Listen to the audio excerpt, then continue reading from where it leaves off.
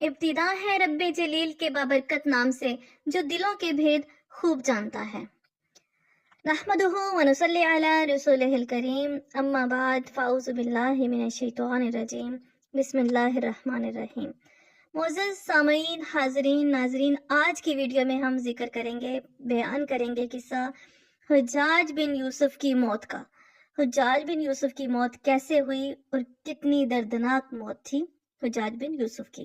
تو آئیے آج کی ویڈیو کا آغاز کرتے ہیں۔ اس سے پہلے اگر آپ چینل پر نئے ہیں تو چینل کو سبسکرائب کر لیں، بیل آئیکن کو پریس کر لیں، آن کر لیں تاکہ ہر آنے والی ویڈیو کا نوٹیفیکیشن آپ کو مل جائے۔ ویڈیو کو لائک کریں، شیئر کریں اور چینل کو سبسکرائب کریں۔ تو ویڈیو کا ہم آغاز کرتے ہیں۔ حجاج بن یوسف کی موت کیسے ہوئی اور حجاج بن یوسف کون تھا اور اس کی زندگی کیسی گزری، اس کے بارے میں آج ہم بات کریں گے۔ حجاج کو عبد الملک نے مکہ، مدینہ، طائف اور یمن کا نائب مقرر کیا تھا اور اپنے بھائی بشر کی موت کے بعد اسے عراق بھیج دیا ہے، جہاں سے وہ کوفہ میں داخل ہوا۔ ان علاقوں میں 20 سال تک حجاج کا عمل دخل رہا۔ اس نے کوفے میں بیٹھ کر زبردست فتوحات حاصل کی۔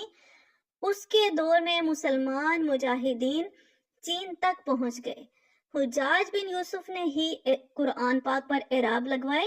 اللہ تعالیٰ نے اسے بڑی فصاحت و بلاغت اور شجاعت سے نوازا تھا۔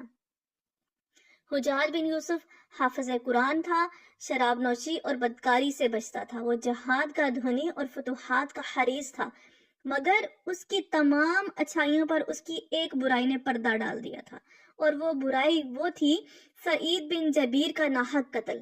ایک طرف موسیٰ بن نصیر اور محمد بن قاسم کفار کی گردنیں اڑا رہے تھے، تو دوسری طرف حجاج خود اللہ کے بندوں، اولیاؤں اور علماء کے خون سے ہولی کھیل رہا تھا۔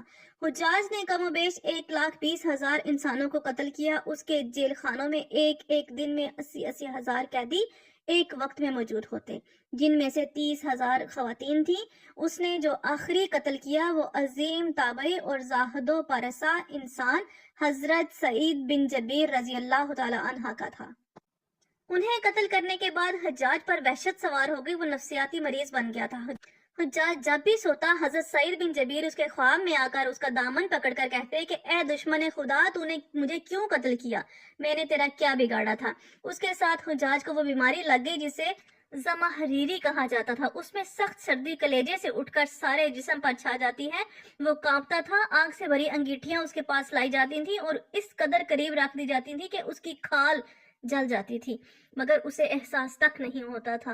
حکیموں کو دکھانے پر انہوں نے بتایا کہ پیٹ میں سر ہے۔ ایک طبیب نے گوشت کا ٹکڑا لیا اور اسے دھاگے کے ساتھ باندھ کر حجاج کے حلق میں اتار دیا۔ تھوڑی دیر بعد دھاگے کو کھینچا تو اس گوشت کے ٹکڑے کے ساتھ بہت عجیب نسل کے کیڑے لگے ہوئے تھے۔ ان سے اتنی بدبو آ رہی تھی کہ جو پورے 1 مربع میل کے فاصلے پر پھیل گئی۔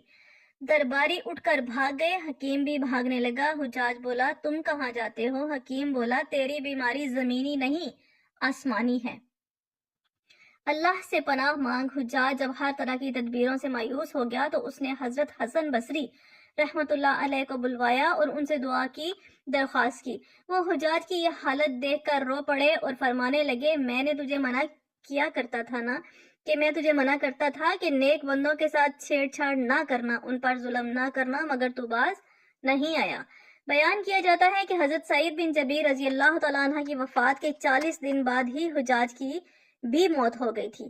جب دیکھا کہ بچنے کا امکان نہیں تو قریبی عزیزوں کو بلایا، جو بڑی کراہت کے ساتھ حجاج کے پاس آئے۔ وہ بولا، میں مر جاؤں تو جنازہ رات کو پڑھنا اور صبح ہو تو میری قبر کا نشان بھی مٹا دینا، کہ لوگ مجھے مرنے کے بعد قبر میں بھی نہیں چھوڑیں گے۔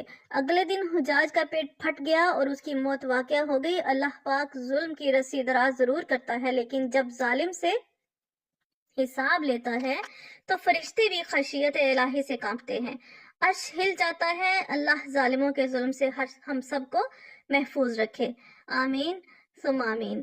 معزز سامعین، یہ تھی ہماری آج کی ویڈیو۔ اس میں ہم نے حجاج بن یوسف کی موت کا قصہ بیان کیا۔ امید کرتی ہوں آپ کو ویڈیو اچھی لگی ہوگی۔ اللہ پاک ہم سب کو ہدایت عطا فرمائے اور نیک راستے پر چلنے کی توفیق عطا فرمائے، آمین ثم آمین۔